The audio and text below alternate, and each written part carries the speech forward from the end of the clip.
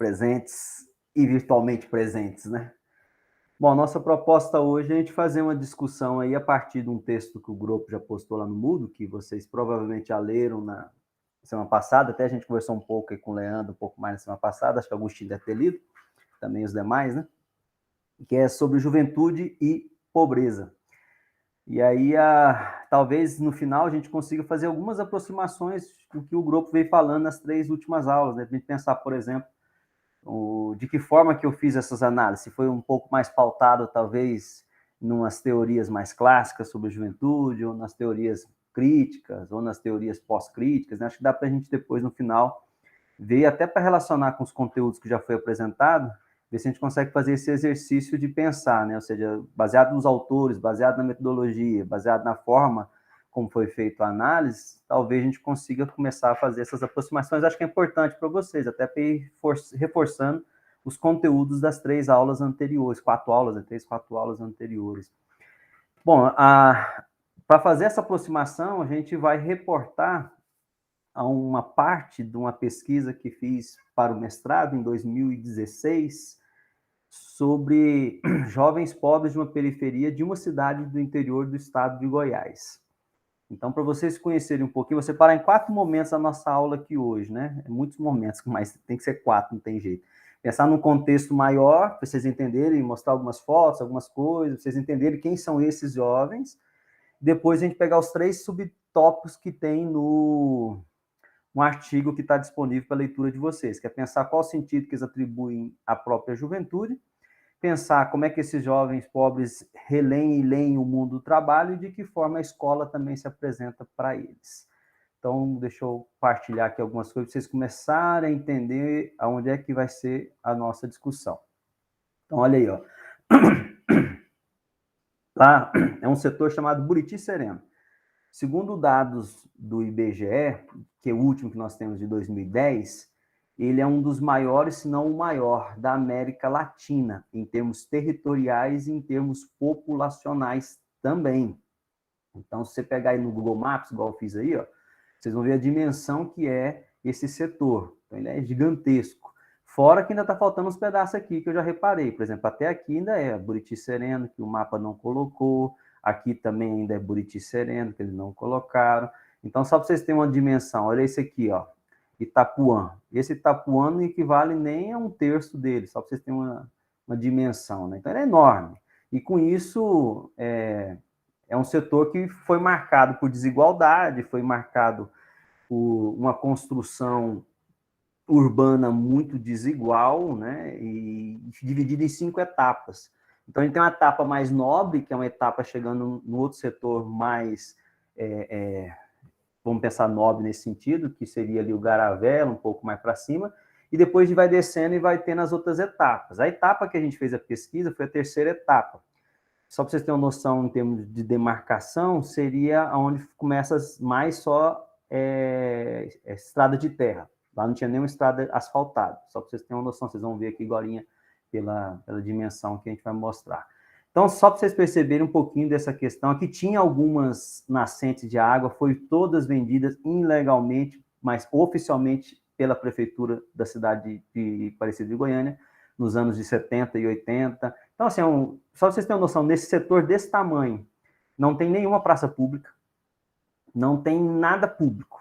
Eles construíram agora 3 brinquedinhos aqui de fazer exercício num triângulozinho, num negócio que sobrou lá, que eles fizeram lá só.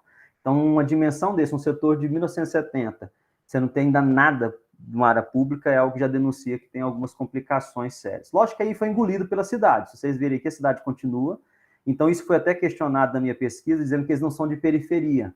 Só que aí tem até uma discussão com o próprio Dariel, né, que é a questão toda da periferia, que ela também é móvel, né? Então ela também está se movendo. E ela foi engolida, lógico, né, pela expansão da cidade. Mas não é só porque ela está na periferia que ela é periferia, ela tem outras características que a tornam como periferia, como tudo isso que a gente está falando, né? Desigualdade, bom, enfim, tudo isso aí que a gente vai construindo. Aí eu separei aqui para vocês verem um pouquinho, para vocês conhecerem um pouquinho de quem são esses jovens.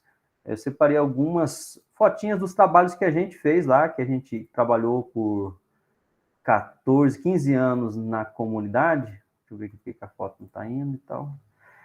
E aí, só para vocês verem um pouquinho dos trabalhos, então são fotos que a gente, do trabalho nosso, lá com a comunidade, e que são esses jovens que depois participaram do... Aí não está indo, deixa eu só abrir de novo a foto em outro lugar aqui, para ver se ela vai reconhecer aqui. Agora vai. Tá. Isso, agora vai. Então, vamos lá. Então, eu selecionei algumas fotos desses 14 anos, só para vocês terem uma noção do setor, um pouco da ideia, né? Então,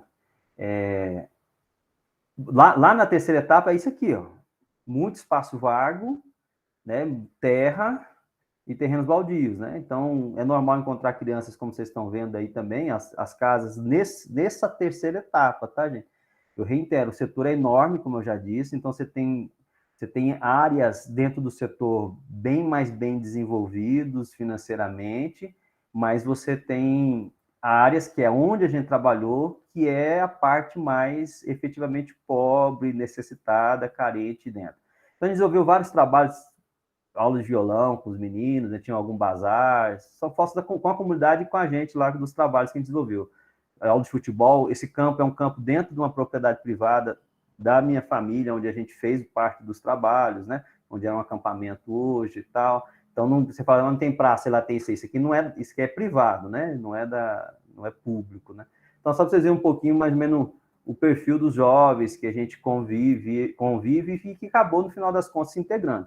Aí eu repito de novo, esse é o público que a gente trabalhou. Lógico que o setor não é só assim. Você tem, dentro do setor, se vocês pesquisarem, você tem áreas bem mais desenvolvidas, com casas relativamente muito boas, inclusive com preço muito alto. Mas não era isso o nosso público, não era isso que a gente trabalhou nesses 15 anos que a gente conviveu lá, era isso aqui, ó, essa era a nossa realidade. Nós quisemos intencionalmente pegar a parte mais necessitada, exatamente para poder desenvolver tanto o trabalho como depois também a pesquisa, né? Então, é muito comum essa presença aí, nessa foto, acho que representa bem, né? Pessoas de idade e outros bem novinhos também, que às vezes o pessoal tem que trabalhar, os adultos, e aí deixa o pessoal lá. A gente fazia refeições com o pessoal, né? Servia almoço, porque muitos deles, os pais iam trabalhar, trancava a casa e o menino ficava de fora. Crianças desse tamanho aqui, por exemplo, como está aparecendo, né? Nós conseguimos alguns computadores que em 2010, coisa assim, 2011, a gente conseguiu alguns computadores há 10 anos atrás, foi trabalhar algumas aulas de informática com eles, né, para tentar ajudar. Reforço escolar, né, que eles traziam as tarefas da escola e a gente ajudava. Fizemos uma biblioteca comunitária com eles lá também, para leitura, né, essas coisas todas. E uma horta comunitária também, que inclusive depois vai relacionar com o nosso texto, que a gente tentou passar até essa horta para a comunidade, para ser uma horta efetivamente da comunidade. Então, eles nos ajudavam a plantar, eu fiquei indo em um período bem grande, de uns 8, 9 meses, todos os dias, só para cuidar com essa horta com eles lá também. Então, a gente conseguiu fazer um negócio bem legal dessa questão da horta. Bom, enfim, são algumas fotos, são mais crianças, se você for pensar, mas foi mais ou menos um pouco dessa idade, que depois foram crescendo. Aquilo é foto de 2010, então foi um pouco... Quando chegaram na idade da pesquisa, já era 2016, já era alguma coisa mais para esse sentido aí, né? E dessas interações, a gente acabou, lá no início, construindo contexto, querendo que vocês entendam onde é que vocês vão estar analisando, né? Porque não é só chegar o texto e analisar lá e pronto, são essas pessoas, né? Vocês entenderem quem são eles, né? Até para eles não serem estranhos para vocês a partir de agora. Aí, em 2014, baseado em toda a experiência com eles, ainda antes do início do mestrado, né, a gente escreveu esse livro aqui, ó, um livro de poesia. Ele é livro impresso e livro e-book também, né? Foi em 2014.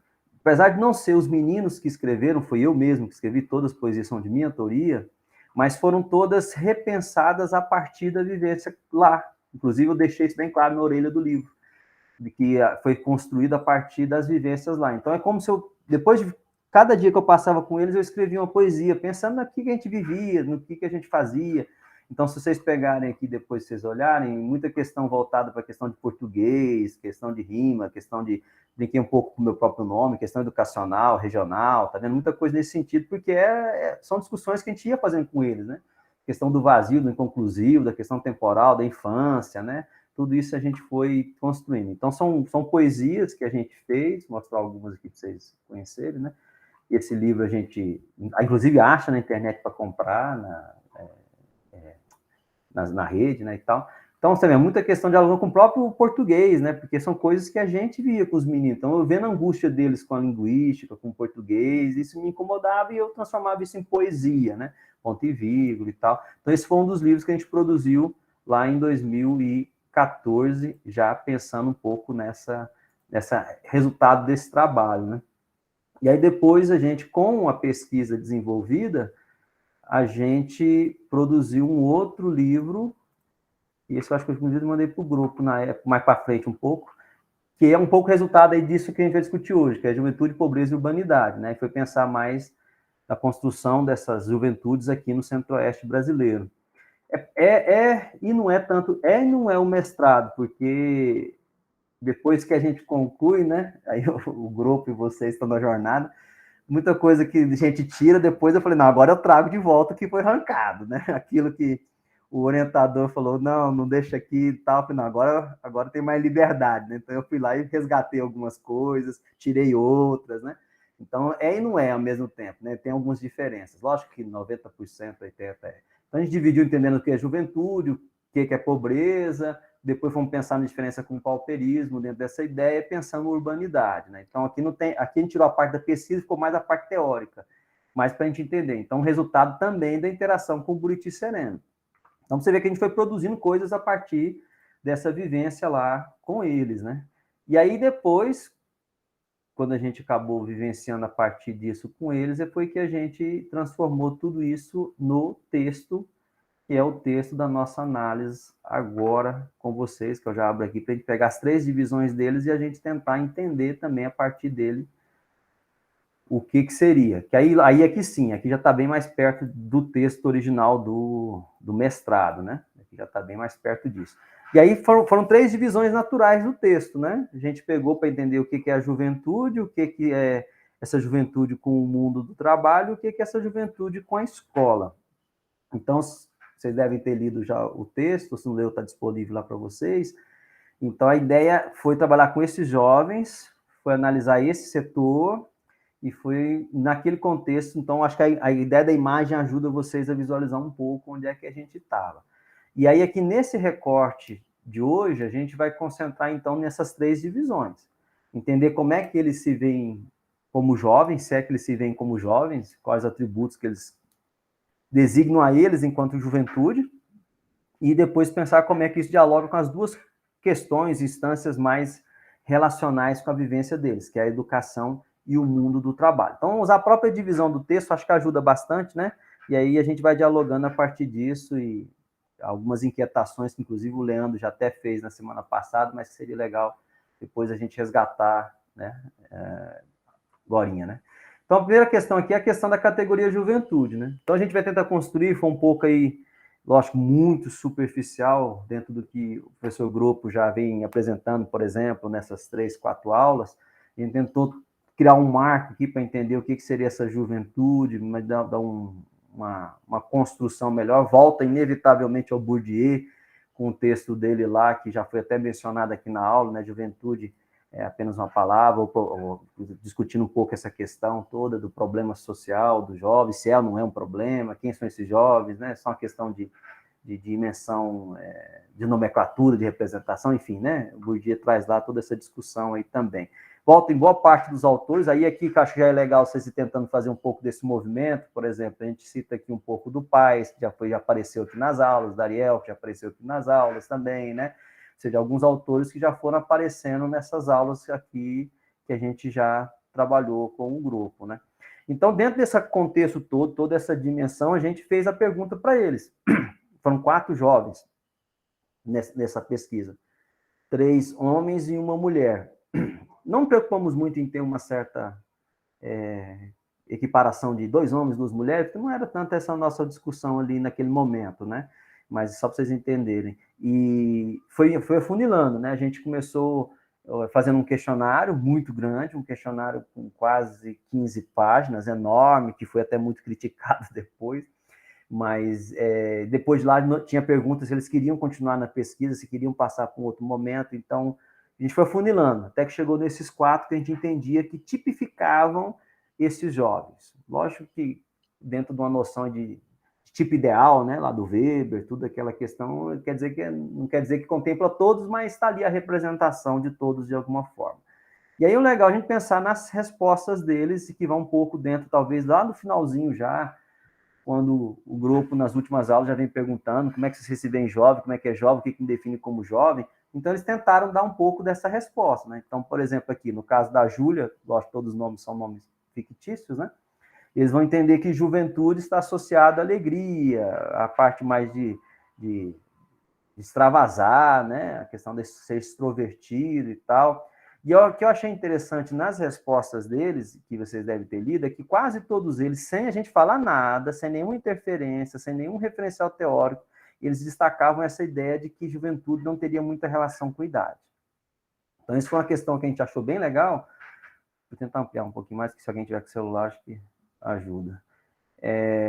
Porque, assim, interessante como que esse grupo, que é evadido da escola, que não tem nenhum contato teórico com todas essas discussões que a gente está fazendo, por exemplo, com esses autores, que já foi apresentado nas aulas, e eles já tinham uma certa noção, uma certa desconfiança de que a categoria juventude não poderia ser refém da faixa etária, né? Isso é bem interessante, porque a gente começa a perceber que eles têm uma consciência, né? Mesmo não tendo toda a formação acadêmica, não tendo esses referenciais teóricos, mas a vivência, elas dialogam com essas outras percepções, né? Então, eles vão dialogando sobre isso um pouco, né? Divertida, também sempre colocando isso. O Gilney, que é outro jovem, ele deu uma engasgada, e eu fiz questão de destacar, colocando pausas aqui, ó, porque quando a gente perguntou, né, se você é jovem e tal, e aí ele falou, sou jovem sim, né? E o que é ser jovem, né? Ser jovem e aí ele deu uma enrolada, o que ia falar ali, deu uma engasgada, melhor dizendo, né? E no fim saiu muito parecido inicialmente da Júlia, que é a questão de zoeira, bagunça, festas, drogas, né?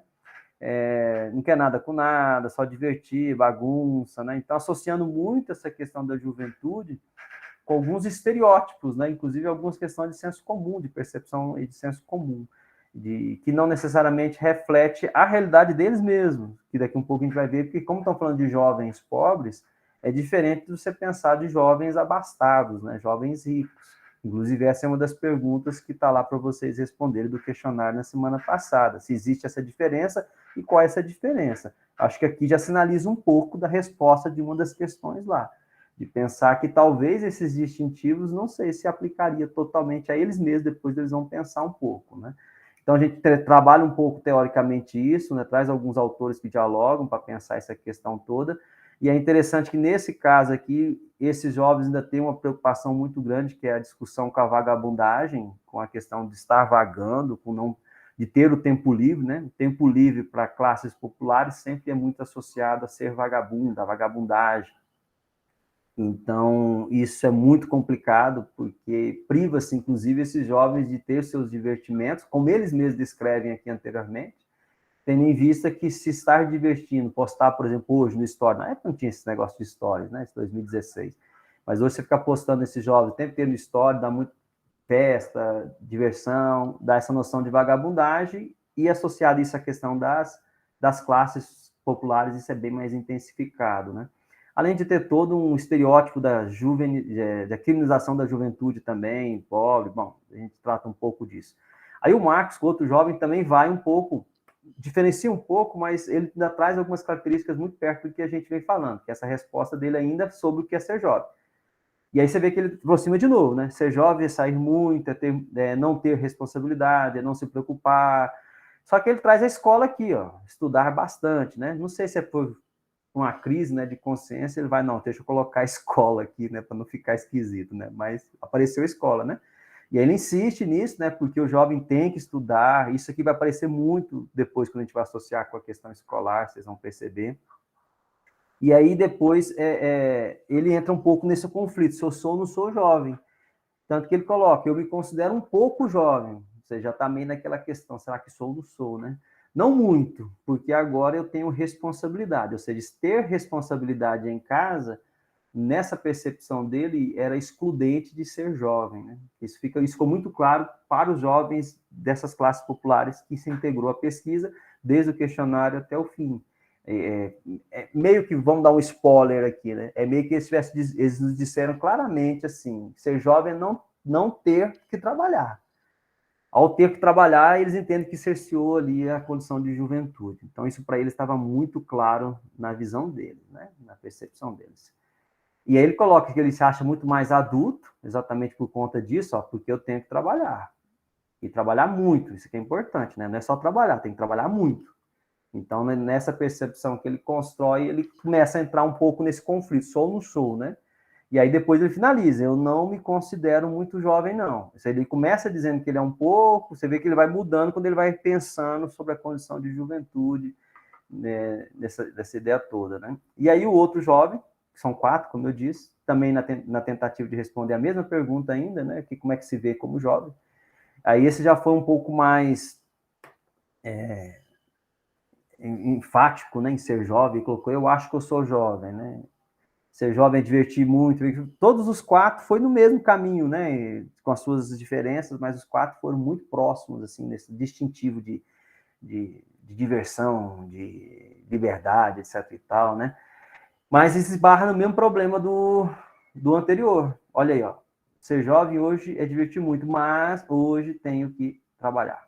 Então, assim, ficou muito claro nesse primeiro momento que o conceito de juventude para esses jovens se esbarrava, se limitava e fazia fronteira com o mundo do trabalho. Então, para eles estavam claro que a condição de juventude se limitava ao mundo do trabalho. Então, se a gente tivesse que pensar nesse primeiro tópico, que é qual o sentido que eles atribuem à condição de juventude, os próprios jovens entendendo o que é ser jovem, me parece que está muito claro que eles entendiam que ser jovem é não trabalhar. Só que aí vem a nossa discussão, que é o nosso eixo hoje, de jovens pobres. É dado condição a quem é pobre não trabalhar desde a sua infância? Não é. Então, ou seja, aí questiona-se se eles conseguiram, então, ser jovem em algum momento. Porque é comum a esses jovens, não só desse grupo que a gente trabalhou, mas em qualquer outra periferia do Brasil, de uma forma geral, generalizando aqui, obviamente, você perceber que a criança, ali, já para os seus 8 anos, já tem que estar trabalhando para ajudar a manutenção da casa. Então, questiona-se, inclusive, a juventude e a própria infância, né, nesse momento. Então, essa é a primeira divisão. Como eu falei, são 4 divisões. Eu acho que aqui a gente pode tentar ver o que vocês viram, qual a percepção que vocês têm disso, né? O que vocês acham? Aí o Leandro fez uma pergunta que eu já vou aproveitar aqui, né, Leandro, instigar. Esse sentido foi o sentido deles ou o sentido que você deu à fala deles, né? Ou seja, na percepção deles, o que seria ser jovem aqui, né? Nesse primeiro tópico, nessa primeira divisão, nessa atribuição do sentido de juventude, o que vocês acham aí? O que tem a ver com as aulas anteriores? Ou não tem? Alguém quer falar? Agostinho, Leandro, grupo, levantou a mãozinha, manda abraço, grupo. A sala é Eu vou tua, tentar ser bem breve. Não, não, não. Hoje é sua. Ser bem breve, Vinícius. Eu acho que tem uma grande qualidade do seu trabalho em si, né, do texto, e também para a nossa disciplina, que a gente, os primeiros textos, eles foram mais abstratos, né, uma discussão mais abstrata sobre juventude, conceitual, e é uma primeira grande da realidade, do empírico, e ao mesmo, né, uma análise, né, inclusive dialogando com categorias e conceitos que a gente apresentou nas primeiras aulas. Então, acho que isso é uma grande qualidade, e foi bem importante seu texto aparecer nesse momento. E uma outra coisa que eu queria falar, seu artigo também é importante, ele mostra, é um exemplo bom da retomada da sociologia da juventude no Brasil. Ela começou já nos anos 60, estava muito ligada à análise do movimento estudantil. O movimento estudantil, ao mesmo tempo, ele era limitado para certos grupos que tinham acesso à educação superior na época, que basicamente classe média e elite, né? Que era uma demonstração que a juventude era limitada em termos de classe social, principalmente, né? E na retomada da sociologia da final dos anos 90, especialmente no começo dos anos 2000, a gente tem como foco das pesquisas empíricas os jovens, aí são vários nomes, as camadas populares, as periferias, das classes trabalhadoras, ou como você está chamando, de jovens pobres, né? Um texto que marca muito isso é o do Juarez da Hel sobre o jovem como sujeito social, que se baseia na tese de doutorado dele, né? É um ótimo exemplo também dessa retomada. Num contexto, Vinícius, de políticas públicas da juventude, que elas já vinham começando a acontecer já nos governos Fernando Henrique Cardoso e são muito mais aprofundadas nos governos Lula, e a própria expansão, ainda que precarizada, dificultosa, né, da juventude de fato para as camadas populares, para os jovens camadas populares, né? E essa discussão deles sobre lazer, consumo, diversão, a escola, eram instituições ou práticas sociais que esses jovens tinham muito menos acesso no século XX no Brasil, né? Então, só quero comentar isso, contextualizar um pouco sua pesquisa, além de elogiar a bela análise que você faz. Obrigado. Acho que a Agostini, né, Agostini? Depois a Caroline.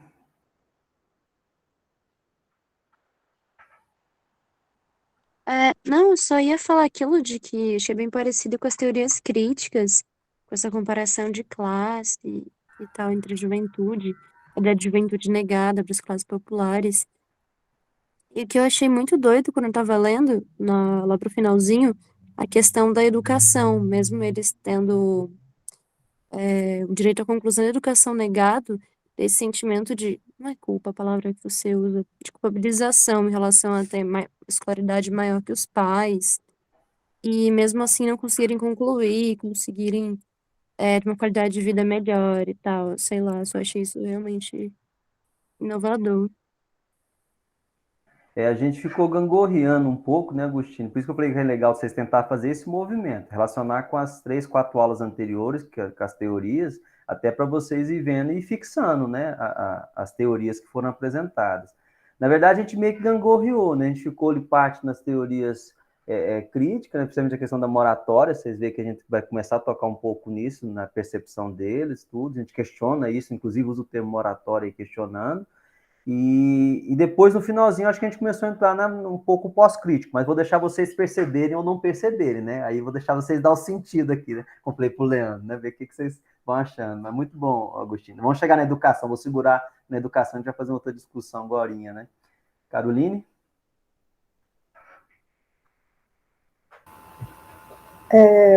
Eu achei muito. Eu gostei muito do seu texto. Achei interessante até o movimento, como ele me tocou, sabe? Quero começar te perguntando: quantos anos você tinha quando você escreveu esse artigo?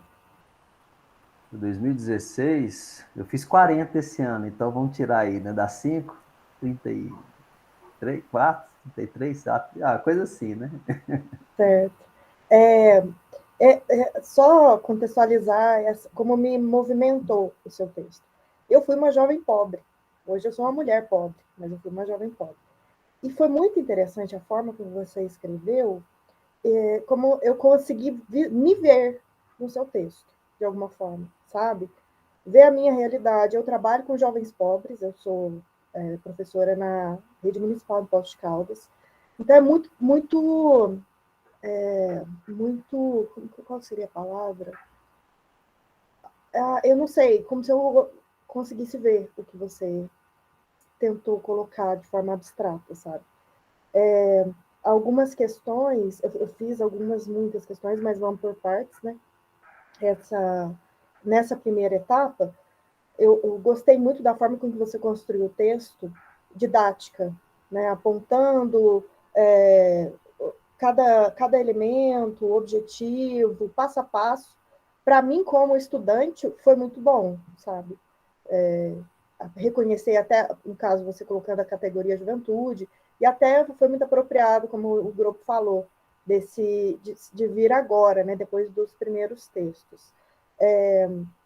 Uma questão, assim, nesse primeiro momento que ficou para mim, em relação à entrevista do Marcos, que eu fiquei, eu não sei se foi exatamente nesse momento, quando você fala, quando ele fala da morte do pai dele. Eu só fiquei um pouco reflexiva se você explorou como que essa questão reverberou para ele, se teve uma relação com a evasão dele, enfim. Mas tentando extrapolar, se você analisou de alguma forma o quanto esses impactos emocionais também traziam algum tipo de... influenciavam de alguma forma nessa evasão escolar. Me chamou a atenção nesse momento, mas eu tenho depois outras questões. Beleza. Eu vou segurar a evasão um pouquinho para quando a gente chegar especificamente na educação, né, dentro dessa divisão. Mas aí, ó, Carol, coloquei aqui, e Agostinho também, se tiver interesse, a dissertação completa está nesse link aí do repositório da PUC Goiás, tá? Aí o que acontece? Porque aqui a gente fracionou só nessas 3 coisinhas, né? O sentidos que eles atribuem à juventude, como é que esses sentidos se relacionam com o mundo do trabalho e com a educação. Mas, por exemplo, a dissertação mesmo, ela trabalhou muito com memória. Ela trabalhou muito, inclusive, na verdade, a metodologia que a gente ia utilizar para análise era história oral. A gente ia trabalhar com a história oral. Só que a gente percebeu na qualificação que a gente não conseguiu efetivamente fazer história oral. Exatamente porque houve muito silêncio por parte dos jovens. E aí, o tempo inteiro ali, né, o grupo que participou da minha banca de doutorado, anos depois, percebeu que eu fico tentando justificar muito, explicar muito nos textos, né? Mas eu acho que isso é importante para o leitor futuro. Então, por exemplo, será que eles silenciaram porque eu representava uma instituição religiosa que eles frequentavam? E será que isso fez com que eles silenciassem? Então, destaque isso lá. Acho que tem uma questão de a gente ser sincero com o texto, né? Porque só falar que isso ficou em silêncio, tem que tentar a gente questionar por que disso, né? Onde a gente fez as entrevistas, por exemplo, eu fiz questão, uma coisa que não está aí, que a gente fez, baseado inclusive em Paul Thompson, naquele livro A Voz do Passado, onde ele coloca que o lugar interfere nas respostas. Então, por exemplo, a gente não fez essas entrevistas, esses diálogos com esses jovens, essas respostas aqui que estão aparecendo para vocês, elas não foram feitas dentro do ambiente lado privado, como eu mostrei, e nem no ambiente religioso, para não dar esse caráter. Então, eu fui na frente, na calçada da casa deles. Na calçada da casa de cada um, eu sentei lá e fiz as partes das entrevistas. Todas foram nas calçadas deles, todas. Então, isso é muito importante para tentar o lugar deles, né? Ou seja, a casa deles, então eles teriam um pouco mais essa percepção. E quando você desloca ele para dentro de uma instituição privada, você já condiciona ele a meio, vou responder o que a instituição quer, né? Eles não vão constranger a instituição dentro da instituição. Então, a gente sabe que tem tudo isso, né, dentro dessa ideia. Então, houve muito silêncio, sabe, Carol? Teve muito silêncio em muitos momentos. E aí, a última pergunta na dissertação, que não está aqui, mas lá na dissertação, a última fala minha com eles foi, isso inclusive orientado pelo meu orientador na época, perguntar o porquê para eles, diretamente. Por que houve tanto silêncio? E aí eu perguntei desse jeito para eles. Por que vocês tiveram silêncio, tanto silêncio? Por que vocês tiveram tanta suposta negação do passado? E aí todos eles meio que indicaram que não gostam de falar do passado, porque foi muito sofrido, etc e tal. Então, assim, aparece um pouco do que você está falando. E aí um deles ainda falou claramente, eu não gosto de falar do meu passado. E meio que quase sinalizou, se continuar insistindo no passado, eu meio que vou, né, abandonar um pouco a pesquisa. Não chegou a falar assim, mas a gente vê claramente que ficou, tipo assim, aqui é o limite. Né? Inclusive, isso a gente deixou claro aí num trabalho maior que foi a dissertação, de que eles sinalizaram onde é que é o limite que eu podia ir. E ali a gente percebeu muito claramente que o silêncio foi esse limite. E aí eu respeitei o limite deles, e esse respeitar o limite fez com que eu não conseguisse fazer história oral. Porque para fazer história oral, precisa que eles falem, né? Precisa que eles narrem a vida deles. E aí, então, a gente teve que reconstruir parte da metodologia, parte da abordagem, para tentar contemplar. A ideia ia ser um pouco, só para vocês entenderem como é que era a ideia, como é que era para ter sido o que virou. Ficou muito legal, mas o que era para ter sido era mais ou menos aquele livro do Bourdieu, A Miséria do Mundo. Ia ser mais ou menos um pouco daquela ideia. Ou seja, ter grandes narrativas, depois a gente pegando os tópicos e fazendo. Só que eles negaram o passado o tempo inteiro, eles silenciaram muito o tempo todo. E é entendível, especialmente pela fala deles, pela dor, pela não compreensão das histórias deles mesmo, né? E pela própria condição de pobreza. Aí até eu vou abrir um parênteses aqui nessa fala, porque assim, a gente insiste, inclusive no título do trabalho, né? Jovens pobres, e isso e ficou na ementa aqui do grupo também, jovens pobres. E eu acho que isso é importante, apesar de algumas pessoas falarem, isso é meio preconceituoso, etc. e tal, mas eu acho que é importante deixar claro, né, que é pobre. Não fica com aquela coisa muito, não, se falar que é pobre vai atrair pobreza, vai com essas coisas, essas bobeiras, né? É pobre mesmo. O que configura pobre? Claramente, o menino que não come carne 2 meses, uma pessoa que não tem condição de comprar um tênis. Não é subjetiva, a pobreza é objetiva, está muito claro. Né? Não tem condição de comer, não tem o que vestir. Numa casa onde mora 5, 6 pessoas, no mesmo cômodo que dorme, que come, é o mesmo cômodo que não tem chuveiro, que nunca tomou banho no chuveiro quente. Não tem condição de eu não falar que é pobre, a expressão é pobre mesmo, precisa ser entendido isso. Né? Não é preconceituoso, não é algo depreciativo, é algo de entender quem eles são. Inclusive, com o Leandro, no bate-papo nosso na aula passada, eu acho que isso é importante, pelo fato de quando eles se reconhecem quem eles são, eles podem lutar contra as condições que eles estão. Se eles negam a pobreza, eles vão negar, inclusive, a sua própria história, que é um pouco que a gente viu, né? Um pouco desse caminho aí. Bom, deixa eu ir para frente aqui por causa do tempo, né? Então, nesse primeiro momento, a gente tentou fazer isso. Aí, um pouco do que o Leandro comentou comigo, mas esse aqui é o sentido deles ou o sentido seu? Eu falei, os dois, porque a gente deixou bem clara a fala deles, né? Mas a gente tentou trazer o sentido para uma questão óbvia, né? A gente tinha que trazer a academicidade, tinha que trazer a teoria, tinha um pouco disso. E aí você vê que a gente usou parte dos autores já que o grupo já tratou. A Agostini já fez uma aproximação muito legal, percebendo que está muito perto das teorias críticas, lógico, com suas limitações, suas contextualizações, mas está muito perto disso. Bom, e aí o segundo tópico nosso aqui é pensar como é que esses jovens, agora, com todo esse contexto, com toda essa reflexão que a gente já fez, como é que eles se relacionam com o mundo do trabalho. Como a gente viu, na fala deles, estar trabalhando é um limitador da condição de juventude. Se é certo ou errado, não é o nosso mérito aqui julgar, mas está muito claro na fala desses jovens que estar no mundo do trabalho implica em não mais ser jovem, ou pelo menos estar perdendo a condição de ser jovem. Para eles ficou muito claro. Então, isso foi um distintivo muito claro e que a gente precisava trabalhar, então, aqui agora, nesse momento da pesquisa.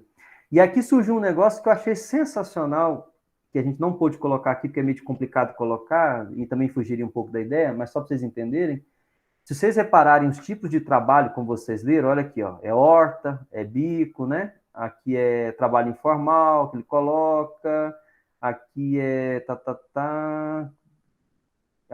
essa aqui é a Júlia, né? Ela fala um pouco, ela que é a costureira, né? Costureira, tal, né? E o do Junei, cadê o do Junei? Junei, não coloquei aqui, né? Bom, todos eles, se vocês perceberem, são trabalhos que não são de carteira assinada, nessas condições deles. Isso foi muito importante, porque no primeiro entrevista que eu fiz com eles, lá na porta da casa deles, com um gravadorzinho e tal, numa das nossas perguntas na entrevista estruturada, estava assim, perguntando para eles se eles já tinham trabalhado ou com o que eles trabalham. E eu achei interessante que aqui já é um recorte, né? Mas no primeiro momento, todos eles disseram eu nunca trabalhei. Isso me inculcou, e eu não podia, lógico, como entrevistador, falar que, como assim, né? Sendo que eu sei que eles trabalham. Eles vão para a horta, inclusive, muitas vezes não participavam das coisas com a gente, porque tinham que trabalhar num domingo na horta, de madrugada, em alguma trabalho de construção civil. Algumas das meninas não podiam participar porque tinham que cobrir o serviço de limpeza, de alguma coisa de costura em algum lugar, para alguém, de babá. Então, assim, a gente sabe que eles trabalham desde os 8 anos. E quando eu perguntei na primeira vez quando é que eles começaram a trabalhar, ou com o que eles trabalhavam, ou se eles trabalhavam, todos eles negaram. Todos eles falaram que não trabalham. E aí eu fiquei tentando para entender por que eles falaram que não trabalham. Porque eu sei que eles não iam mentir para mim, porque sabem que eu conheço a realidade deles. Só que eu fiquei entendendo o que é o conceito de trabalho no primeiro momento para eles. E aí depois, em um outro momento, é que a gente foi entender, se eu não me engano foi o Ricardo, aonde ele virou, que aí depois, em outro momento, que a gente fez vários momentos, né? A gente fez entrevista, fez o questionário, depois eu transformei a história deles em relato, foi um monte de coisa, tentando fazer ele fazer tipo também depois alguns desenhos representando a vida deles, etc e tal. E aí lá para frente, lá para as tantas, que eu achei que já era a hora de eu questionar um pouco, é onde saiu aqui agora essa fala. Então essa fala aqui ela é posterior a muitas dessas outras reflexões do trabalho para eles. Onde um deles falou para mim, se não me engano, para o Ricardo, disse o seguinte: não, isso não é trabalho. Horta não é trabalho. Serviço de pedreiro, orelha seca, não é trabalho. Trabalho é carteira assinada.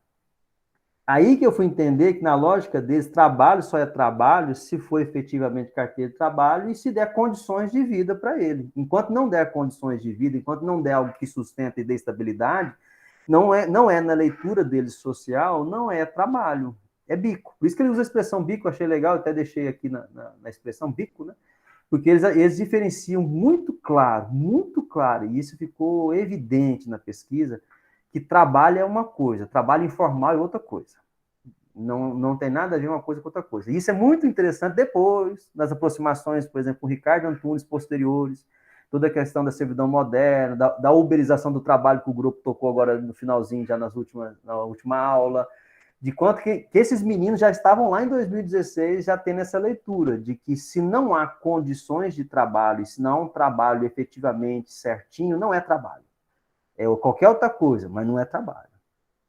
Então, você vê que a leitura deles é uma leitura que até às vezes eu brinco com o pessoal, eles conseguem ter uma leitura, todo mundo trabalho mais coerente, mais crítica do que muitas vezes a gente que está tratando o Uber como empreendedorismo, por exemplo, né? A gente trata isso muito nas aulas para o pessoal, ou seja, o pessoal lá, evadido da escola, está conseguindo ter uma leitura muito clara disso, né? Bom, e a gente pergunta um pouco dessa ideia, né? Vocês querem continuar trabalhando o resto da vida nisso, né? E eles mesmos se opõem a isso, falam, não, né? Quer melhorar de vida, né? Tudo isso e tal. Aí que você fala aqui, né, Carol? Meu pai morreu há 10 anos, né? Minha mãe teve derrame, aí eu tive que trabalhar. Isso é muito importante, não é uma escolha desses jovens no mundo do trabalho, eles são impulsionados, forçados pelas condições sociais de ser jovem pobre a ter que trabalhar. Não é uma questão de que vou trabalhar para ter meu dinheiro para viajar, não é isso. Não vou trabalhar para comprar um carro melhor, não é essa a discussão. A discussão aqui eu vou trabalhar para viver, e como quase todos eles, ao perderem pai ou arrimo de família, eles têm que ajudar a manter os irmãos. E geralmente é muitos filhos. Lá é muito normal, nessa realidade que a gente encontrar, você ter casa com 5, 6 irmãos, de mesmos pais ou não, mas está tudo ali vivendo. Então, perde-se um pai, uma mãe, e esses têm que trabalhar, não tem escapatória, né? Então, você vê, ele até coloca essa ideia toda da carteira de trabalho, volta aqui, bem claro, né? A questão da horta, lá tinha na época 3 hortas, e então boa parte desses jovens homens trabalhavam na horta. Então, é interessante ver como é que era a relação de trabalho, de noção de mundo do trabalho para eles. Inclusive, isso aqui, aí, de novo, vou dialogando e fugindo para vocês entenderem um pouco mais do contexto. Como eu mostrei nas fotos, a gente abriu uma horta comunitária, que funcionou por 3, 4, acho que talvez até 5 anos, estou em dúvida na dimensão aqui agora, mas 4 a 5 anos foi. Depois que a gente botou a horta funcionando, a gente vendendo para a comunidade local, para os mercados, para eles mesmos e tal, um dia a gente tentou reunir algumas famílias que já estavam mais envolvidas e falamos, olha, nós queremos passar essa horta para vocês. Nós queremos que essa horta seja uma horta comunitária. A ideia é fazer tipo uma economia solidária, não sei se vocês já viram falar, que era até um programa do governo na época, se eu não me engano, até do Lula, se eu não me engano, a ideia de desenvolver tipo cooperativas e tal. Então a ideia era isso mesmo, a ideia era que o pessoal, eles pegassem e dali eles começam a ter o sustento. A gente reuniu com algumas famílias e aí, estranhamente, ninguém quis pegar. Aí depois a gente chamou alguns jovens, e aí eu falei, ó, vamos embora lá, vamos tentar fazer, em vez de vocês ficarem trabalhando na horta lá, porque aqui tem um valor, vocês viram aqui, né? Por exemplo, aqui tem um lugar aqui que eu ponho o valor, aqui, ó, R$40. Eles ganhavam R$40 por dia para trabalhar na horta. Então, eu chamei eles, uns 10 jovens, 8 jovens, falei, olha, por que vocês não assumem essa horta aqui? Já estava dando dinheiro, eu sei porque, como eu falei, eu fiquei no mínimo 8, 9 meses, só mesmo, quase por conta disso, indo todos os dias cuidando da horta mesmo, exatamente para a gente ver isso. E a gente conseguiu tirar, por exemplo, em 2015 isso aqui, né? O resultado foi em 2016, nossa pesquisa foi em 2015. A gente conseguiu tirar, por exemplo, no mês, R$1.300 em 2015 só dessa horta. É pouco, mas em 2015 esse valor era um pouco melhor e para a realidade deles não era distante e era um dinheiro a mais, né? 1.000 e tantos. Hoje o salário mínimo não chega nem a isso, ou seja, é mais que o salário mínimo por realidade de 2021. 2 deles dispuseram a começar a pegar a horta. Não durou um mês, eles abandonaram. E aí depois a gente conversou com eles, tentando dar muita liberdade, a gente sempre tentou fazer muito isso para entender mesmo, né? Por que não quer. E aí a resposta foi muito clara. Eles vão para a horta lá dos outros, dos patrões deles, eles trabalham o dia todo, mas no final do dia ganham R$ 40. Ali eles tinham que trabalhar, ia ter que vender, e depois esse dinheiro ia ter que chegar para eles. Ou seja, eles tinham um espaço de tempo, né? O dinheiro não chegava no final do dia, porque lógico, eles tinham que colher, tinha que plantar, né? Tinha que ir lá no supermercado vender, ia pegar o dinheiro. Então, tem no mínimo aí uma semana de delay para o dinheiro chegar. O dinheiro não tem como, isso não ia acontecer todo dia, óbvio, né? E aí, então, a resposta eu achei interessante, porque dentro das respostas deles, era mais interessante pegar o dinheiro hoje, ainda que seja pouco, e proporcionalmente daria menos do que se eles assumissem a horta, né? E aí, inclusive, a gente tentou tratar isso, talvez o termo, hoje eu penso que não foi muito feliz, sabe? Mas na época a gente usou isso muito a noção de presentismo, né? Inclusive o grupo já falou aqui em algumas aulas. Mas hoje, analisando, eu acho que talvez não era bem essa ideia. A gente usou esse termo na época, a noção de presentismo, né? Ou seja, o que vale é o hoje, né? Prefiro ganhar os 40 hoje do que ganhar 1.300 no final do mês, né? Por exemplo, né? Questão de oportunidade objetiva, né? Que está lá no texto, né, Leandro? Lá também um pouco dessa questão. É o real, né? É o prático, né? A gente tem que pensar um pouco nisso, né? E é interessante depois, quando a gente insiste um pouco nessa ideia, né, da carteira de trabalho, porque aí a gente entendeu que trabalho para eles era carteira de trabalho, então a gente começou a explorar um pouco essa ideia, né? Aqui eu acho que o Ricardo Antunes ia gostar um pouco dessas discussões, né? Porque você vê os meninos lá insistem nisso, eles entendem que não é trabalho sem carteira, não é trabalho, sem estabilidade, sem condição, estabilidade não, mas condições mínimas de sobrevivência, segurança mínima, né? Não é trabalho, é bico, né? Existe o tempo inteiro, isso é bico, isso não é trabalho. Eu achei muito legal essa noção, essa consciência social, essa consciência crítica, né, encontrada lá com eles, eu achei muito legal, acho que foi muito importante essa percepção. Então, a gente insiste nisso, nesse momento aqui com eles também, para entender um pouco dessa percepção. E aí, de novo, volta a questão da vagabundagem, né, de toda essa questão de que o trabalho para essas comunidades além de ser algo que são impulsionados para o trabalho, mas eles também ocupam, geralmente, até a Garcia, a Teles, a Resine fala muito disso, né? Eles acabam ocupando lugares não muito valorizados socialmente. Uma questão óbvia, o mundo do trabalho dialoga com o mundo da escola. A gente sabe disso. Na lógica ocidental, capitalista, do século XX, século XXI, está associada à renda, ao trabalho e à responsabilidade oriunda da associação com o nível educacional. Por isso a gente tentou depois, em outro momento, daqui um pouco, discutir como é que a escola, né, trata um pouco dessa ideia, porque essa associação era inevitável, né? Bom, enfim, né? E aí ele coloca, né, eu acho que ser jovem trabalhador é muito bom, porque depois ele pergunta, como é que é ser jovem trabalhador, né? Porque já que agora, na primeira fala deles, eles falaram que o que cerceia a condição de jovem é o trabalho, só que agora eles precisavam repensar. Eles precisavam falar assim, e agora, se eu sou jovem, não sou e trabalho, como é que fica? Aí, nesse momento aqui, as falas, vocês devem se lembrar, foi tentar entender isso. O que significa ser jovem trabalhador? Aí a gente juntou as duas noções para ver o que eles iriam falar. E aí as respostas foram bem interessantes, porque eles começaram a associar um pouco toda essa ideia de mudança de vida, a expectativa, a possibilidade, mas dentro das condições objetivas deles, né? De se ter uma profissão, né? De se ter o dinheiro deles, de ajudar em casa. É muito interessante isso aqui, né? Questão de, se faltar serviço para mim, falta tudo em casa. Então, o trabalho não é uma questão da pessoa ter luxo. Para eles está muito claro, gente. Está muito claro que o trabalho é para manutenção, está associado com o cuidado da família, está associado com a sobrevivência, né? E aí eles começaram agora a ter que repensar isso. É possível ser jovem, é possível ser trabalhador? Aí aqui eles começaram a repensar um pouco dessa ideia. Mas aí você vê que a condição de juventude foi restringida ou limitada com o trabalho. O trabalho se superou aqui, né? Ele minimizou a condição de juventude na percepção deles, fica muito claro nessa percepção que eles tiveram e apresentaram, né? A gente volta com pais, que já apareceu para vocês nas aulas do grupo anterior, né? A gente resgata um pouco dessa ideia classista fugiu o nome aqui, Agostini também falou, né? Então, assim, para esses jovens, a gente vai entrar na escola aqui agora, não, de novo, vamos ver vocês, as impressões que vocês têm, Para esses jovens, o mundo do trabalho estava no limite do ser jovem. Só que no final a gente tenta fazer isso, né? É possível ser jovem trabalhador? Para o rico, é uma condição. Para o pobre, é outra condição. Isso é óbvio. Então a gente precisa entender como é que esse jovem pobre relaciona com essa questão. Bom, impressões de vocês, o que vocês viram? A análise foi por aí, não foi? Vocês tiveram outra impressão? Qual outro sentido vocês atribuem às falas deles que talvez eu não tenha percebido na época, né? Querem contribuir? Querem falar sobre esse tópico do juventude e o mundo do trabalho? Manda brasa, Carol.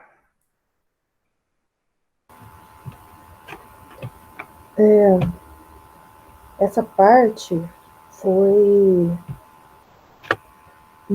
me fez pensar muito, sabe? Fiz muitas anotações aqui.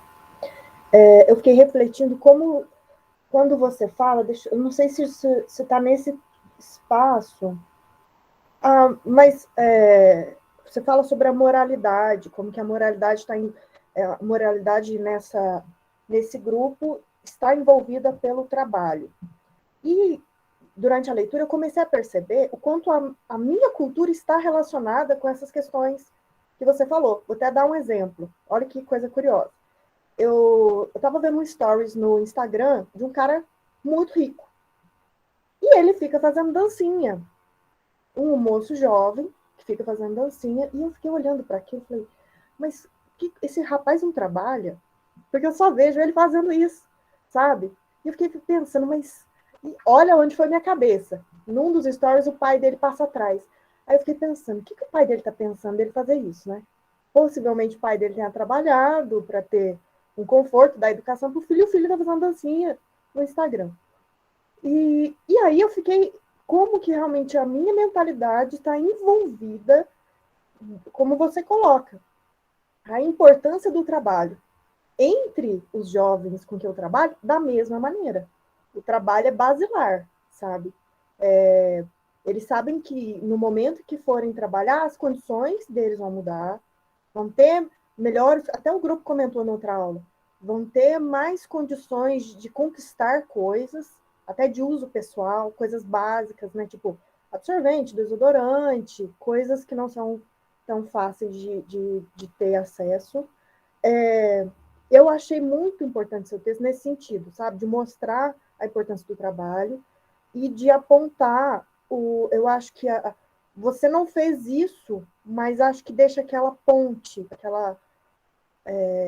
da importância de se discutir um trabalho com segurança, com direitos, enfim, um trabalho que não é precarizado para jovens, né? Isso, para mim, ficou bem claro. Aí eu fiquei com a pergunta, até que quero deixar para você e para o grupo, que a gente está discutindo a juventude. E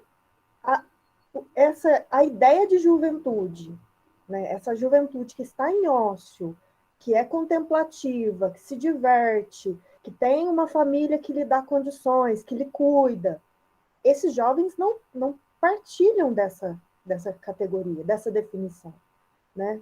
Então agora eu fiquei com essa pergunta, o que é juventude? Eu fiquei com essa pergunta, sabe?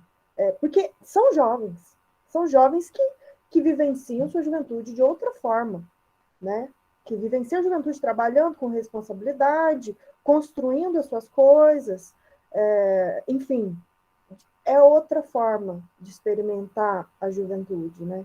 Então, eu fiquei com essa questão, deixa eu ver se tem mais. Eu anotei muita coisa, eu achei realmente. De repente, eu olhei para mim, sabe? E estou ainda olhando para mim, para ser sincera. Acho que primeiro vamos conversar sobre isso. Eu vou lembrando das outras questões. Manda brasa, grupo. Primeiro eu quero cumprimentar, Vinícius, pela qualidade da sua análise sobre o trabalho, né, a profundidade que você trouxe, né, elementos assim muito interessantes, relevantes.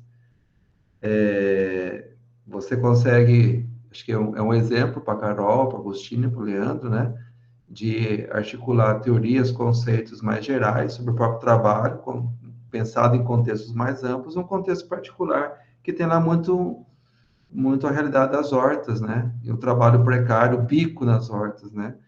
E aí a pergunta da Carol é interessante. O que é a juventude para eles, né? Eu acho que assim como eles, como nós, né? A gente carrega concepções contraditórias sobre as coisas em nós, inclusive sobre ser jovem, sobre trabalho, sobre futuro. A gente carrega concepções contraditórias que são ativadas em diferentes momentos e a gente nós não somos seres coerentes, nós somos seres contraditórios porque nós compartilhamos de concepções contraditórias e diversas e múltiplas. Porque ao mesmo tempo que eles dizem ser jovem é não trabalhar, né? E quando eu trabalho eu não sou jovem, mas ao mesmo tempo assim, eu sou um pouco jovem. E a ideia de juventude como lazer, diversão, eles também têm. E, em parte, eles conseguem viver isso. Né? Seja porque, em parte, eles conseguem realmente ter esse tipo de tempo de lazer, de diversão, descompromisso, de bagunça, seja porque eles partilham esses valores das ideologias de consumo, da concepção da juventude oficial que a escola ensina, que a publicidade ensina e que é hegemônica entre as classes médias e altas, né? Não sei se eu respondi a tua questão, Carol, não sei o que o Vinícius acha. E, finalmente, eles compartilham com uma ideia bastante tradicional de trabalho, que trabalho é igual a emprego de carteira assinada. Muito curioso. Veja como nós somos seres contraditórios, né? É isso.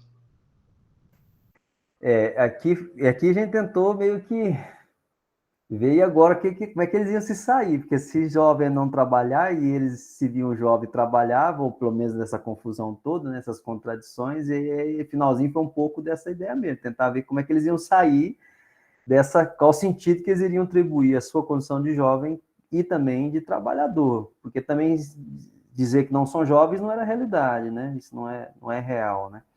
E aí vem todo um estereótipo de fato, né, grupo, de representação do que é o divertimento e o envolvimento para eles, né? Por exemplo, eu acho que eu citei aqui na aula passada, ou se foi só por Leandro, não lembro, no finalzinho da aula, quando ele voltou, na parte da pergunta, quando a gente falou a questão das músicas, que a gente não coloca aqui, né? Quando eu pedi em um momento lá para tentar ver a representação, qual a música que eles gostavam de ouvir, e no primeiro momento a fala foi mais hip hop, funk, que são coisas mais características de jovens.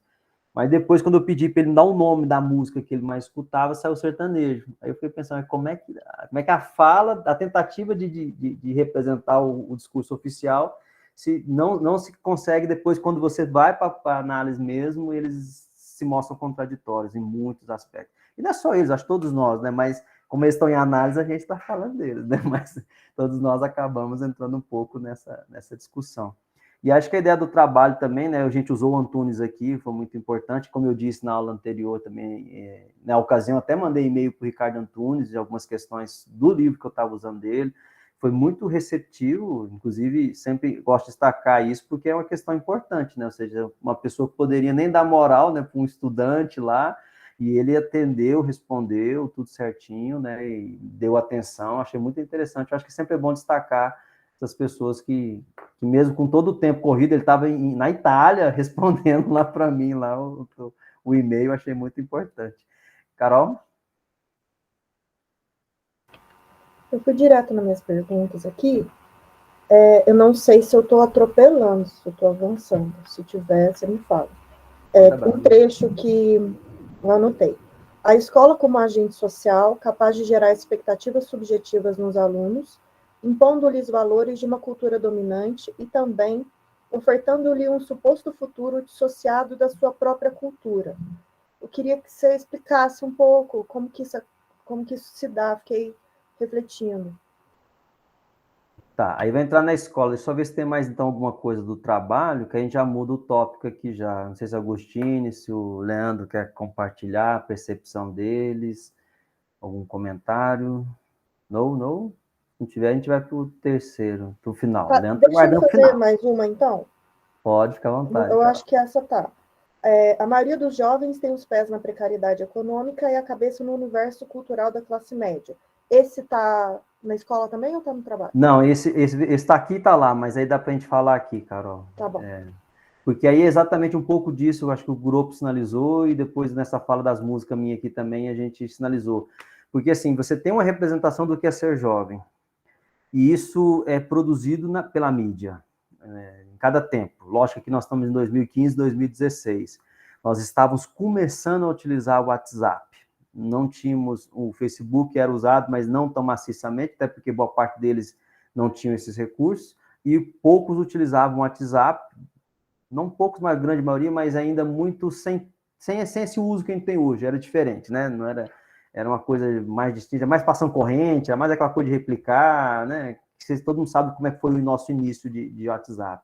Então, isso é muito importante, porque então toda a representação que eles tinham de juventude vinha parcialmente, ou pelo menos grande parte, talvez, vinha da televisão, nesse momento ainda. Inclusive, no questionário, a gente fez um pouco uma tentativa de aproximar o diálogo com a questão da televisão. A gente não fez no trabalho, porque a gente entendeu que fugiria da proposta, né?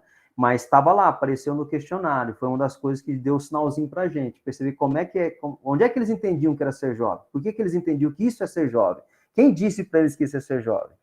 Né? Então, assim, a gente pôde perceber que era a ideia da mídia, e nesse caso a televisão. Nós estamos em 2015, entrando na internet, mas ainda televisão. No YouTube não tinha nada dessa influência, eles não falavam disso, não tinha essa ideia ainda. Por mais que já se existia, a gente sabe que não é recente o YouTube, mas por contexto deles, para a realidade deles, inclusive porque é o seguinte, boa parte deles não tem computador, ainda não tem, e usa celular. Então, roubava-se muito o celular.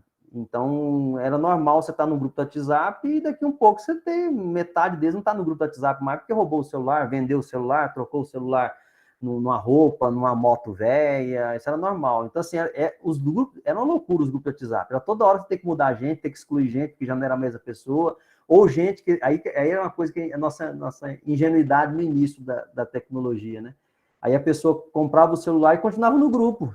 E aí daqui um pouco você começava a postar, tem nada a ver no grupo. Então, assim, onde vinha a representação de jovem para eles? A gente não trabalhou isso, Carol, eu vou supor, baseado no que a gente tinha de informação preliminar, que boa parte vinha dessa televisão. E aí era importante, porque assim, então na televisão eles viam os bailes funk do Rio de Janeiro, eles viam sendo notificados nos jornais a questão de noção de jovem baderneiro. Então, toda essa representação que parece sutil na fala deles, e essa associação do trabalho, essa questão da vagabundagem que a Resine fala, que a Teles fala, essa preocupação de fugir desses estereótipos, parece que a televisão insiste um pouco nisso.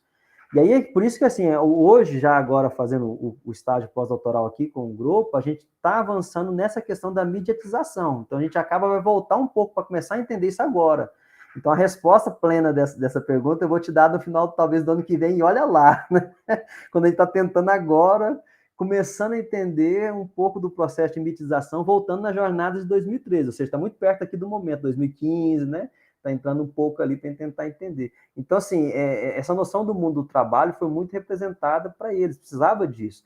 E aí é importante que, assim, nesse mundo mediatizado que nós temos, e ainda mais naquela época televisiva, mais do que hoje ainda, você tem uma representação do que é trabalho bom e o que é trabalho ruim, o que é errado, mas você tem, né? Socialmente a gente tem o que é um trabalho bom e o que é um trabalho ruim.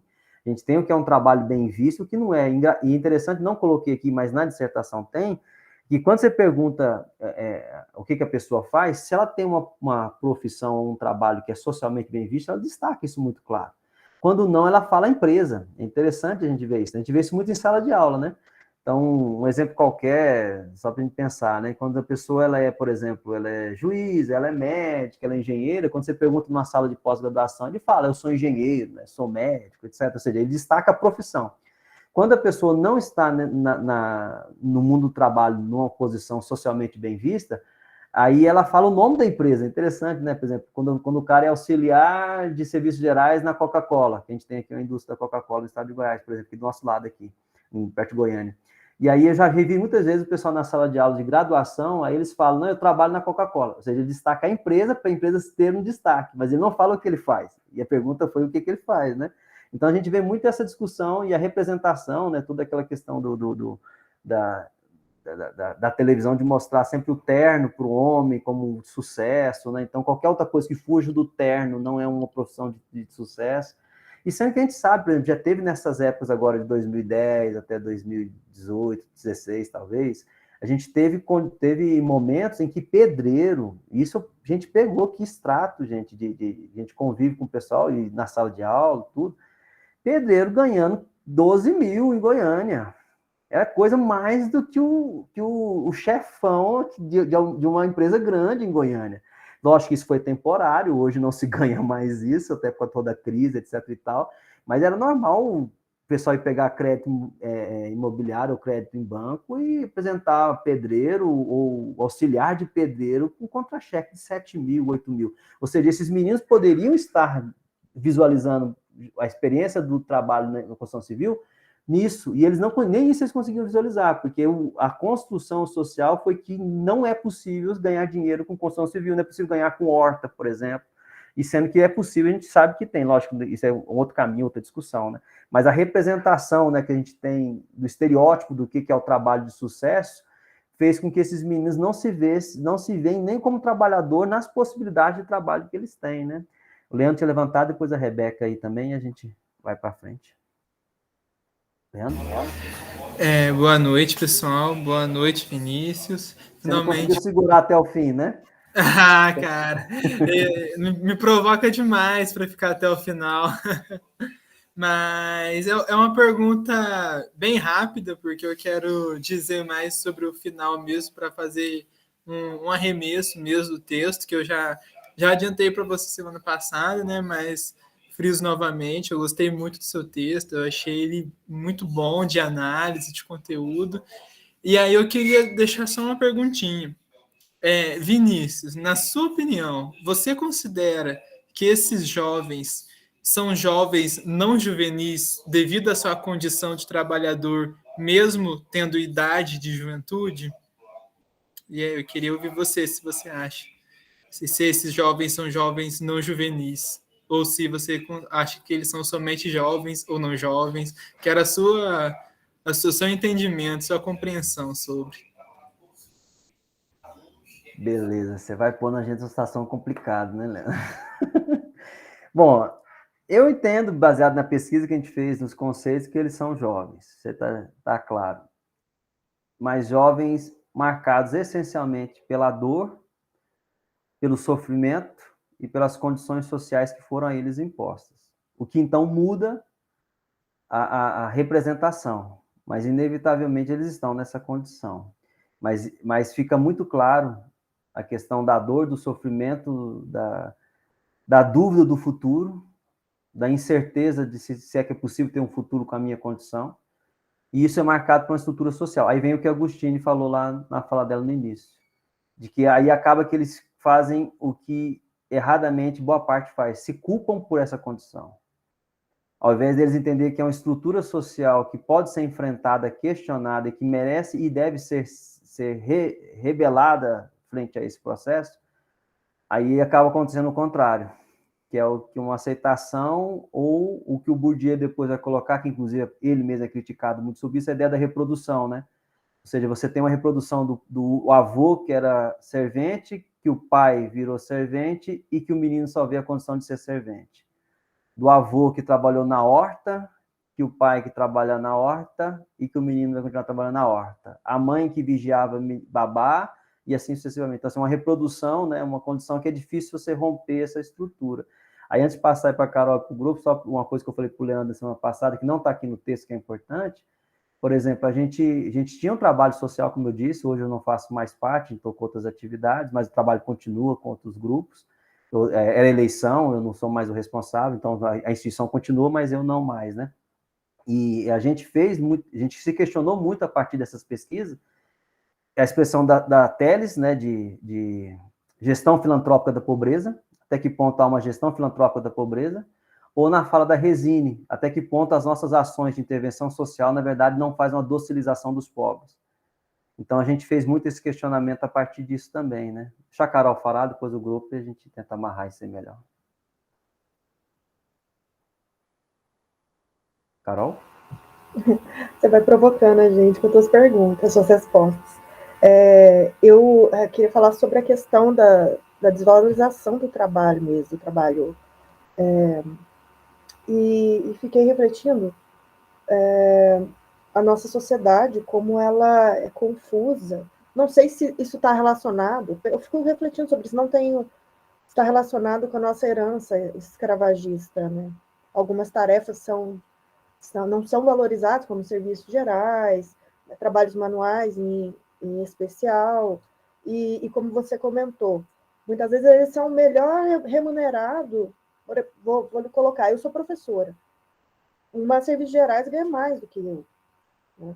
Uma diarista ganha mais do que eu, mas não é um trabalho que tem prestígio social, né?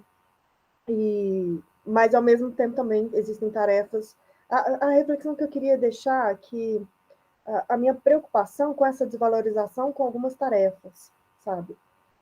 De não se construir políticas que garantam a seguridade, principalmente essas tarefas que têm uma maior periculosidade, como, por exemplo, os serviços gerais, o lixeiro, que são extremamente importantes, e a gente não valoriza, né?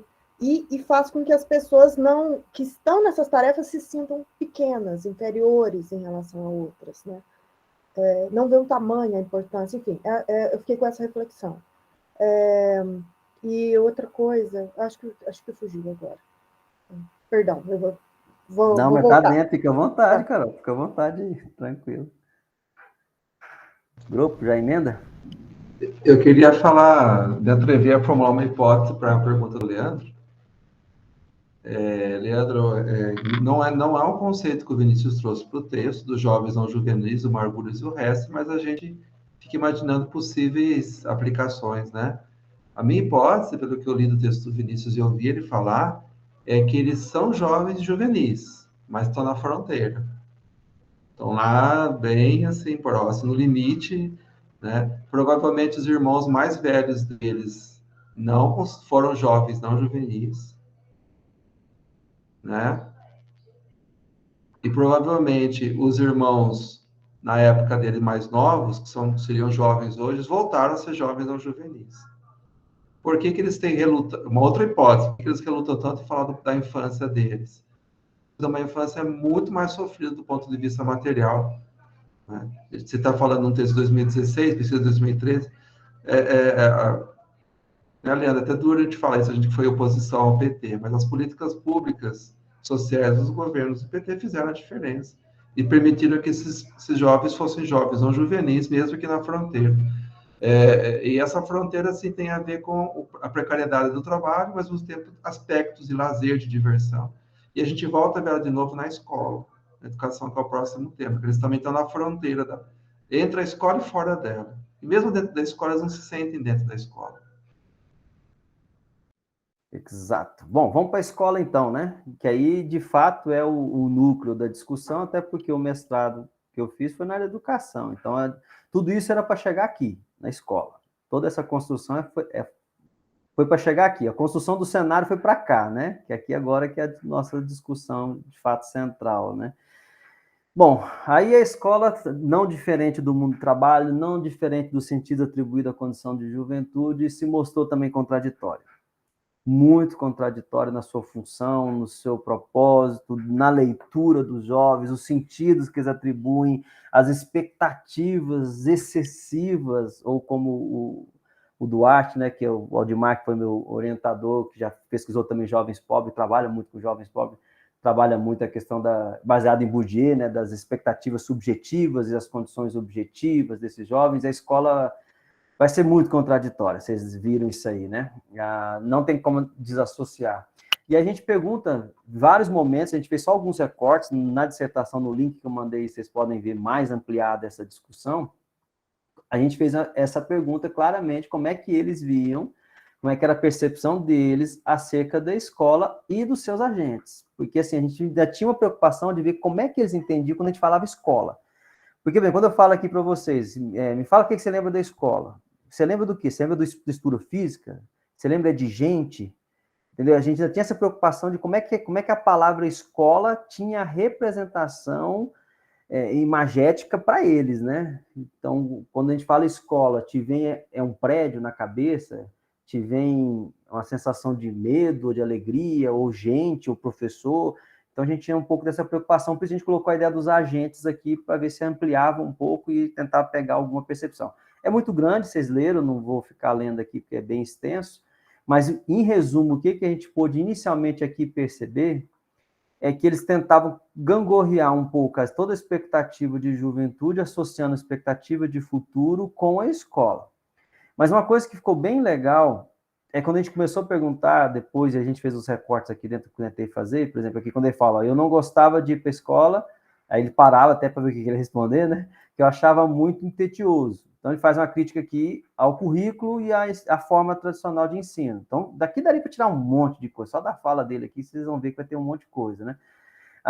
Ele coloca lá em cima, por exemplo, ele fugiu da escola, o que já dá um outro indicativo muito importante, né? Por que o aluno não quer escola? Como é que eles estão negando essa escola, né? Eles vão trabalhando muito nessa questão. É um ambiente de conflitos, né? Brigavam muito dentro da escola. O diretor aparece em uma das falas, vocês vão ver, não sei se é essa do Marcos aqui, mas em algum momento vai aparecer o diretor também, os professores, né? Também um pouco dentro dessa ideia. Bom, você vê que ele toca nos estudos, toca em outra coisa, toca em relacionamento, etc e tal. Vamos tentar pegar alguns pontos para vocês irem vendo como é que vai ser. Eu vou chegar onde eu quero chegar daqui um pouquinho, ver se é no mesmo lugar que vocês vão chegar, né? E coloca, a escola quando eu era criança, a escola que eu estudei, ela era muito boa. Então, eles tinham preocupação, no primeiro momento, se você pegar as falas, os recortes, for olhando, eles tinham uma impressão muito boa da escola. No início da fala, o problema não era a escola, o problema era eles, na visão deles. É um pouco que a Agostinho já percebeu no início da fala dela lá. Existe uma preocupação logo de cara de dizer a escola é boa, eu que sou ruim. Eu sou evadido da escola porque a escola é boa, mas eu sou ruim. O que não é verdade. A gente sabe que não é assim o caminho, né? Mas, de novo, a ideia de brincadeiras, tá vendo? Toda essa questão era muito importante para eles, ou seja, a escola, aí já começa a dar um pouco do spoiler, ela funcionou muito mais como um ambiente de sociabilização, de desenvolvimento de relacionamentos, teve muito mais memórias afetivas, quer seja pelo raiva ou pelo amor, mas afetivas, do que o conteúdo mesmo. As matérias mesmo, eles têm muita resistência. Por exemplo, aqui quando coloca, né? Passei a gostar de outras coisas, eu comecei a gostar mais das matérias, mas muito genérico, tá vendo? Em um momento a gente pergunta qual matéria que você gosta, se tiver muita dificuldade de sinalizar, até porque, lembrem que os 4 são evadidos, né? Então, os 4 não estavam mais na escola. Esse era o critério para estar na pesquisa, eles precisavam ser evadidos. Até porque a gente precisava analisar isso, a evasão deles na escola, né? Não gostei muito de estudar, tá vendo? Tem muita... Aí, a escola é boa, mas eu que não gostei, tá vendo? Então, assim, o problema não era a escola, o problema era eu, o que, de novo, insisto, para não ficar errado, né, que não deveria ser essa percepção, né? Como é que inculcar na cabeça do menino que ele que é o ruim e não lá, né? De novo, a ideia da amizade, tá vendo? De novo, muito claro. A palavra brincadeira apareceu muito. Aqui, na época, a gente não usava nuvem de palavras, mas aqui mereceria pegar essas falas deles, jogar de novo num programinha e fazer nuvem de palavras, que foi o que eu usei muito na tese, né, de doutorado, aí a gente já usou muito. Aqui não, aqui a gente não sabia nem, não tinha esse nuvem de palavras, né, em 2015, nuvem era nuvem mesmo, né, não tinha nada disso. Mas aqui valeria e a gente ia perceber que ia sair muito essas palavras, né, brincadeira, diversão, ou seja, talvez aquela ideia lá no início, o que é ser jovem, brincar, etc e tal, eles começaram a se ver jovem na escola, porque é na escola que eles começaram a colocar todos os distintivos que eles estavam dizendo que é ser jovem. Olha que contradição, né? Dentro do ambiente escolar, onde eles evadiram, era o lugar onde os sinais de juventude, segundo eles, que estavam mais reais. Então, já fica até um negócio aí mais complexo, né? Aí você vê a culpabilização, tinha um pouquinho de preguiça, né, e tal. E isso aqui não é um pouquinho, não, porque aqui é porque a gente fez recorte. Mas em todas as intervenções que eu fiz com a Júlia, todas, e como eu falei, fizemos questionário, fizemos entrevista, fizemos relato, gente, a gente fez uns 5, 6 metodologias diferentes para tentar pegar mesmo, para não ter interpretação errada. Em todas, a Júlia, não teve nenhuma vez que a Júlia não falou preguiça. Todas as vezes a Júlia trouxe a ideia da preguiça na fala dela, todas as vezes. Ela tinha parado de estudar, ela tinha 16 ou 17 anos aqui, ela tinha parado de estudar 5 vezes. E as 5 vezes ela falou que eu parei porque eu tinha preguiça. Só que aí eu fiquei encucado de entender o que ela está chamando de preguiça. Né? O que seria preguiça nessa ideia? Bom, acabou não dando para a gente aprofundar muito, mas a gente tem algumas desconfianças que eu coloquei mais para baixo, um pouquinho, né? Lá para baixo. Aí ele coloca, sente falta, tá vendo? Vai sentindo falta de todo esse processo e tal, né? Aí ele associa com o mundo do trabalho, tá vendo? O trabalho, questão do ensino médio, né? Tá muito associado aí. Pode falar, Agostinho. Mas assim, se ela disse que ela parou por preguiça, ela voltou as outras 5 vezes pelo quê? Agostinho, o mais surpreendente, e eu fui criticado depois na banca lá do mestrado, foi quando a gente perguntou o que eles queriam ser no futuro, depois associando educação e o trabalho, né? Aí ela, gente, já foi sem titubear, eu achei muito interessante. Quando eu perguntei para ela numa entrevista, né, o que você quer ser no futuro, né? E ela sem pensar, nem esperou terminar de falar, porque se você espera a pessoa recíproca vai pensar, não, de cara, assim, supetão, vou ser juíza. E aí até eu fiquei pensando assim, será que ela associa que precisa estudar para ser juíza, né? Será que como é que ela associa isso? Até eu reformulei depois realmente, né, por orientação da banca na ocasião, de tipo assim, ela pode mudar, né? Realmente ela pode conseguir isso, mas assim, as condições objetivas, né, Leandro, nas palavras fala lá, como é que alguém não tem a menor dúvida de que vai ser juíza, tendo desistido 5 vezes da escola sob o pressuposto da preguiça? Seja contraditório, né? Mas é interessante a esperança, né? Como é que a esperança gangorreia com as condições, né? É um negócio meio assustador mesmo, Agostinho, né? Bom, eu não fiz essa pergunta não, Agostinho, né? Mas poderia ter feito, né? Então por que você voltou 5 vezes, né? Não fiz, poderia ter feito. Né? Hoje tem muita pergunta, o Leandro me fez algumas perguntas que poderia ter sido legal na ocasião, mas essa é a ideia da pesquisa, gente. A pesquisa é feita num momento ali, depois a gente vai vendo que... Aí fica para vocês, hein? Nas próximas que vocês forem fazer, vocês já irem pegando esses gargalos e melhorando aí as pesquisas, né? Ó, de novo, ó, na escola foi muito bom, tá vendo? Em nenhum momento, gente, a escola é ruim para eles. A escola, eles começam falando que ela é bom, depois eles apontam uma coisinha ruim ali, mas a escola, até talvez, porque a escola é o mais perto de juventude que eles conseguiram encontrar, segundo os distintivos que eles mesmos apresentaram. Divertimento, bagunça, isso estava lá na escola, né? Apesar que eu tenho a impressão que as professoras não devem ter gostado muito dessa impressão, não, mas ficou lá, né? Isso aqui é importante também, sempre estudei na mesma escola, né? Tudo isso aqui, a representação. Nesse setor, você tem 3 escolas, tá? Só para vocês terem uma noção, uma municipal e 2 estaduais, só para vocês terem uma noção da dimensão lá, do como é que funciona e tal, né? Não lembro de ter sofrido nenhum preconceito na escola. Você vê que é toda uma romantização. É óbvio, gente, quem aqui não sofreu bullying na escola? Quem aqui não sofreu algum tipo de piada sem graça? Quem nunca chorou na escola? Quem nunca que não quis mais voltar na escola por alguma coisa? E a pessoa diz que nunca teve nada. Ou seja, é uma proteção da escola muito grande na fala deles. Eles protegiam a escola. O que é interessante, né? Como é que alguém que está evadido da escola, que está vendo as suas condições objetivas de futuro se perderem, e ele ainda defende a escola. É uma coisa interessantíssima a fala deles, né? De defesa da escola, né? A escola é quase que a escola perfeita, né? A escola não tinha lá tanta coisa, né? A briga com um colega e tal, mas com colegas, tá vendo? Sempre eu briguei, né? Tá vendo? É o eu presente, muito claro, né? Acho que não foi bom eu ter parado de estudar. Tá vendo? Já que a escola é tão boa e eu parei, tá vendo? Eu tive um problema e tal. Ó, na escola eu só fazia bagunça. Lembra lá atrás, quando a gente perguntou o que é ser jovem? Não foi essa palavra? Na mesma pessoa, ele associa a mesma palavra. Isso não pode ser coincidência, isso tem... Saiu aqui, não tá aparecendo pra vocês? Tá aparecendo? Tá, né? Tem uma representação muito grande, né? Ou seja, a mesma palavra na mesma pessoa tem que ter um significado, ou seja, ainda que não perceptível, talvez não muito claro para ele, mas para nós isso ficou muito evidente. Os distintivos que estão colocando, e nem existe, né? Era bagunça demais, né? O tempo inteiro, ou seja, né? é lá que ele pode ser jovem, né? É meio que está dizendo isso, é lá eu fui jovem, né? Lá eu conseguia, né, de ser jovem, né? Bom, enfim, é um recorte, né, de vários que a gente fez.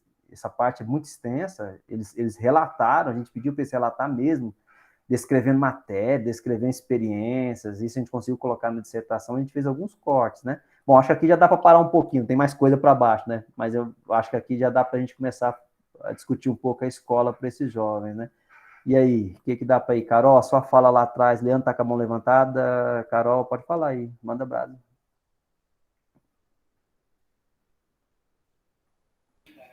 Vou pegar a fala aqui, porque eu tinha levantado a mão, mas Vinícius, a partir da sua. Isso não tinha ficado. Eu não tinha refletido uma coisa específica que me veio à mente agora, me veio mais com a sua apresentação em si do que com a leitura propriamente, mas foi um pensamento que me veio aqui. Porque me parece que a gente fala de dois momentos distintos. Porque quando a gente fala da escola, parece que parece que é uma experiência com essa instituição, com tempo nessa instituição, que ela é mediada pela socialização. Tanto que daí aparecem as bagunças, as brigas, as brincadeiras, etc. Justamente aquelas categorias, aquelas classificações que eles colocam como juventude. Então, me parece que a escola e a instituição, parece que eles têm uma experiência com isso, de sociabilização, que é mediado única e exclusivamente pelos próprios, entende? Pelos próprios e pelas próprias. Eu estou me mediando naquele espaço, então eu tenho autonomia para brigar, para ter preguiça, para evadir, para voltar, para divertir, para gostar, não gostar. Enfim, eles têm uma experiência de maior liberdade de socialização, vamos dizer assim, com a escola.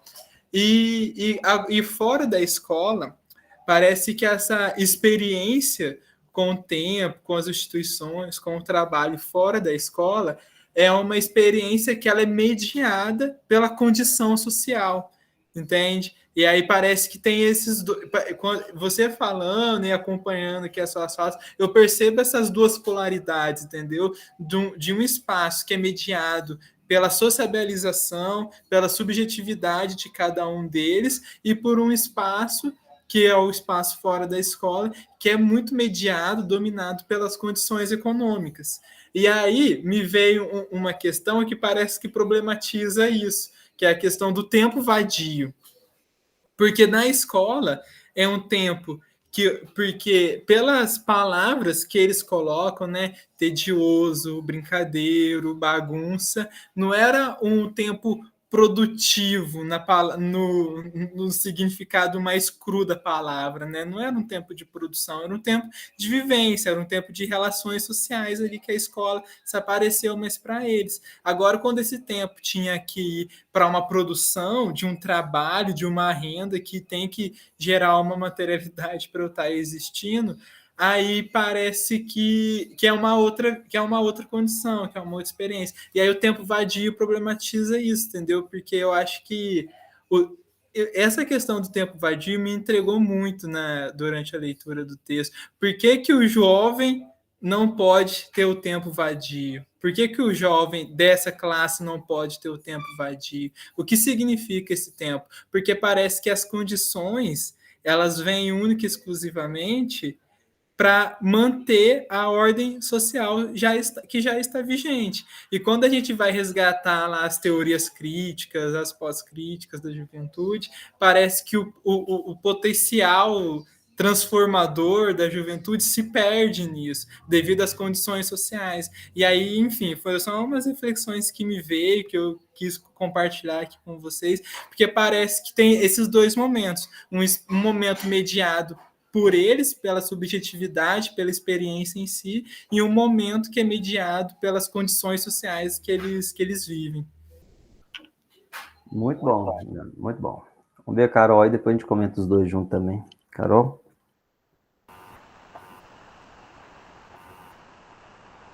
Depois dessa fala do Leandro, até fiquei meio...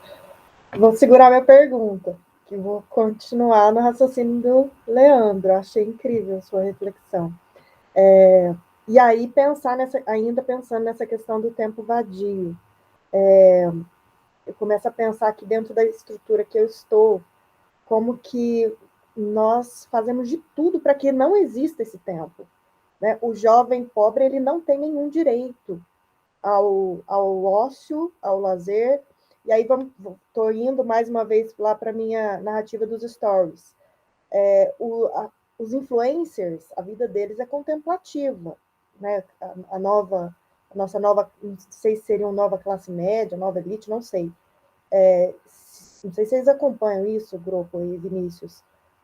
Essa nova categoria, os influencers, a vida deles é viajar, consumir, postar lifestyle, stories, não sei como é que fala, não sei inglês. Estilo de vida, né? Eles são exemplos de estilo de vida, e o estilo de vida deles é consumir, como o Leandro disse, e aproveitar a vida. Agora, o jovem pobre, dentro. Aí, vamos voltar aqui. Família, escola, aí eu estou falando da minha instituição, escola pública, não é permitido fazer isso. Né? Você é formado para trabalhar, mas tem muito do medo também, de que se você está na vagabundagem, você vai conhecer alguém que trafica, enfim, tem esse receio de você, do seu trabalho não ser um trabalho legal, né? De ser um trabalho formal, que você vai ganhar a vida de outra forma. Enfim. Mas aí, e aí eu acho que eu vou tentar amarrar com uma das perguntas, que é a questão de o quanto que nós, enquanto instituição, não estamos visualizando a importância do lazer, do ócio, para essa juventude pobre também. Por exemplo, a minha escola, ela fez a opção de não ter um recreio no período da manhã, só tem recreio à tarde. Por uma questão de pessoal, não tem pessoal para olhar. E isso está trazendo grandes problemas. Eles estão assim, extremamente frustrados, não querem ir para a escola porque não tem esse espaço de socialização com os colegas. Agora aí eu lembrei de uma das perguntas que eu quero fazer, que eu lembro que o grupo já falou sobre isso, mas muito não aprofundou.